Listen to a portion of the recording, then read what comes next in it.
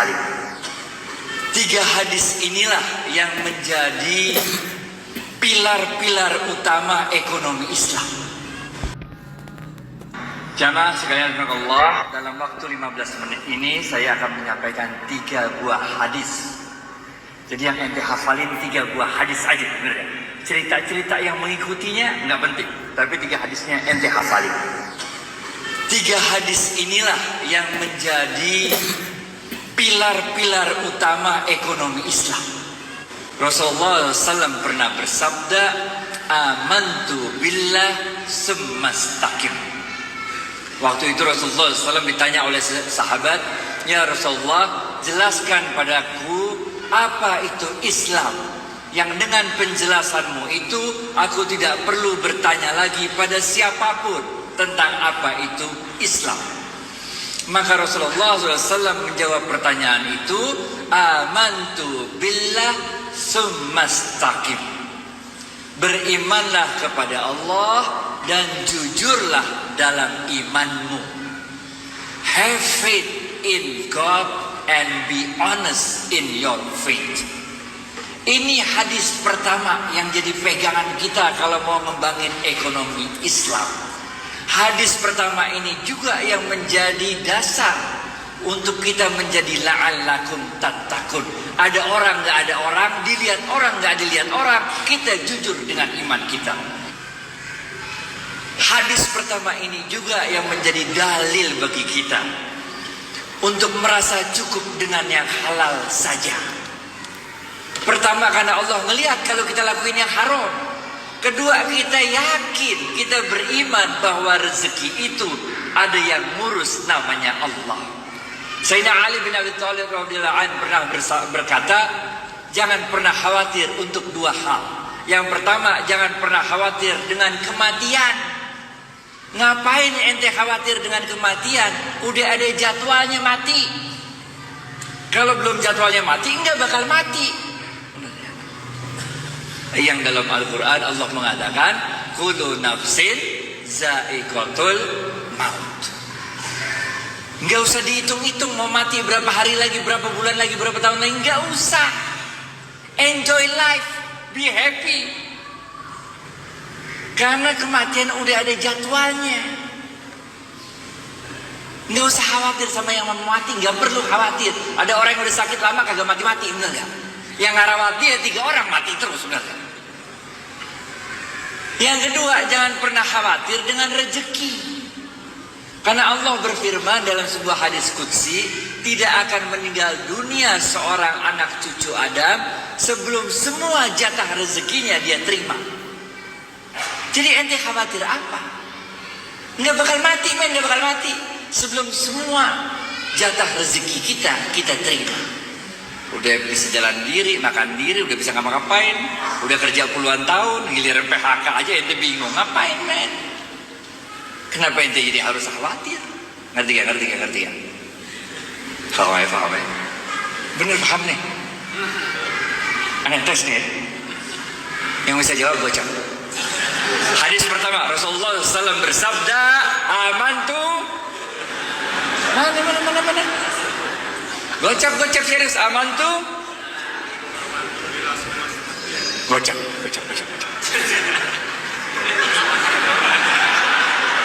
Nyimak, berarti nyimak.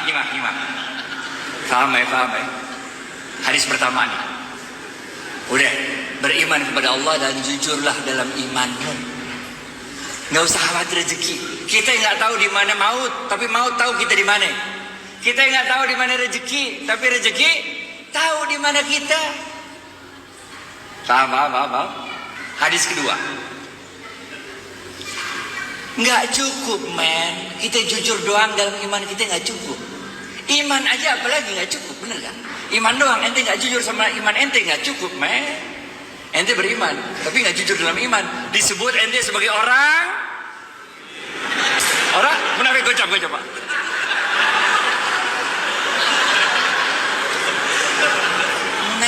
Munafik ente munafik ngapain, bener gak?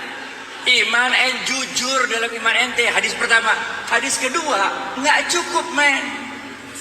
Ente nih tarawih berapa rakaat terserah dah. Khataman Quran berapa kali terserah dah. Umroh Ramadan, bener gak? Zikir-zikir terus, sholat malam. Tapi tetangga ente kelaparan, masuk surga apa kagak? Kagak masuk surga, men. Model Islam kayak apa kayak begitu?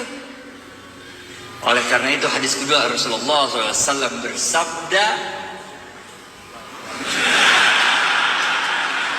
khairun nas, gocap, khairun nas anfa'uhum nas.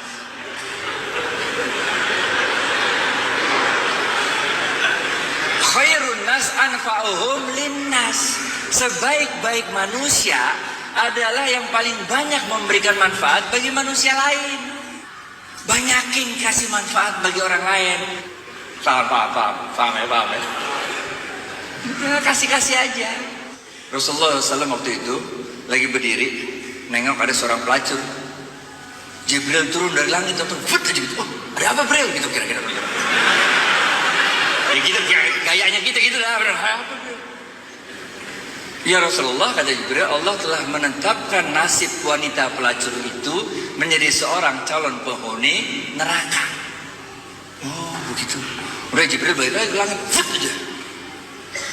Di depan wanita pelacur itu lewat seorang ibu-ibu gendong anak kecil. Anak kecilnya kelaparan, nangis sampai suaranya udah nggak ada tenaga lagi nangisnya. Si pelacur ini lagi makan sepotong korma, udah digigit itu kormanya udah sepotong, udah tinggal sepotong lagi. Karena dia iba melihat itu anak kelaparan, karena dia nggak tega melihat itu anak kelaparan, maka korma yang udah digigit tinggal separuh ini dikasih sama dia, sama tuh anak, sehingga anaknya diem nangisnya. Jibril yang udah balik langit balik lagi, ada apa lagi Jibril? Bolak balik mana? Langit kan jauh, bener gak? Jibril mengatakan, ya Rasulullah, Allah telah merubah nasib wanita pelacur itu dari seorang penghuni neraka menjadi seorang penghuni surga. Kocak.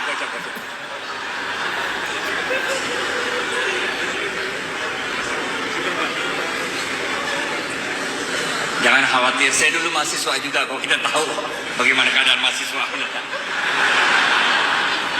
Saya mahasiswa juga men, dulu kalau makan tuh nggak ada yang model makan malam, makan pagi, makan siang, nggak ada. Kalau kita makan jamak kosor. Siang enggak, malam enggak, kita kosor tengah-tengah, jamak kosor. Ntar malam kalau udah lapar dikit lalu cari burjo dah. Bubur kacang hijau. Khairun nas anfa'uhum linnas. Hadis ketiga terakhir, habisnya.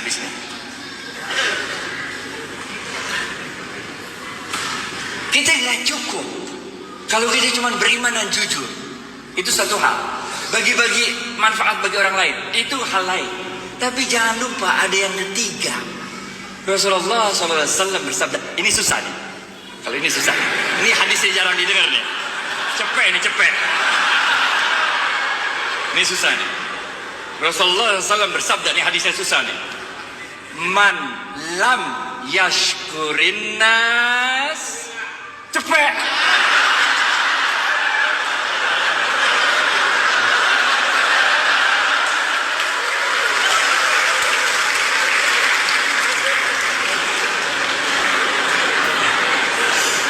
Man lam yashkurin nas lam yashkurillah.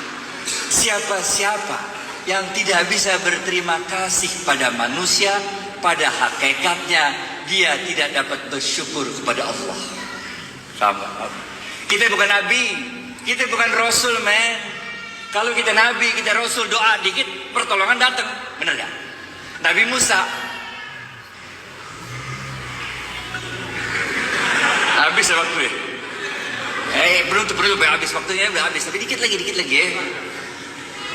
Dikit lagi, duitnya masih banyak.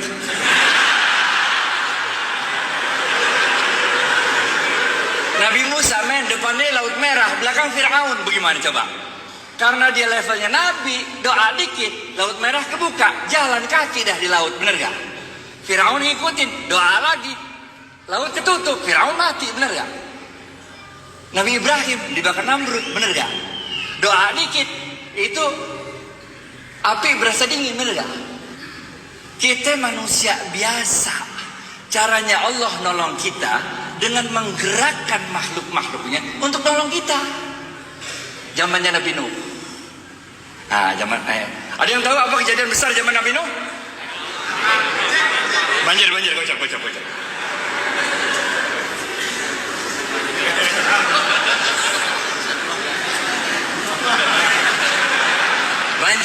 Banjir, benar gak? Ada seorang ahli ibadah zaman Nabi Nuh. Kerjaannya ibadah terus, men. Nggak pernah nggak ibadah. Inna sholati wa nusuki wa mahyaya. Gocap. Ini jamaah masjid pinter-pinter semua ya. Air udah mulai banjir, udah sampai lutut, men. Ini ahli ibadah terus doa-doa sama Allah. Tetangganya datang, dia bilang apa? Syekh, ayo cepat tinggalkan tempat ini. Kita gabung sama kapalnya Nuh alaihissalam. Kalau kakimu yang tua rental tidak sanggup berjalan ke kapalnya Nuh alaihissalam, biarlah kami yang menggendongmu untuk bergabung dengan kapalnya Nuh alaihissalam. Apa kata orang tua ini? Dia katakan, ruh, pergi kalian dari sini. Aku tidak butuh bantuan makhluk manapun. Hasbunallah wa ni'mal wakil. Gocap. Jadi ente mulai agak ngerti sekarang kan? Kalau saf depan dapatnya ontak, bagian belakang dapatnya telur kan? Mulai ngerti kan?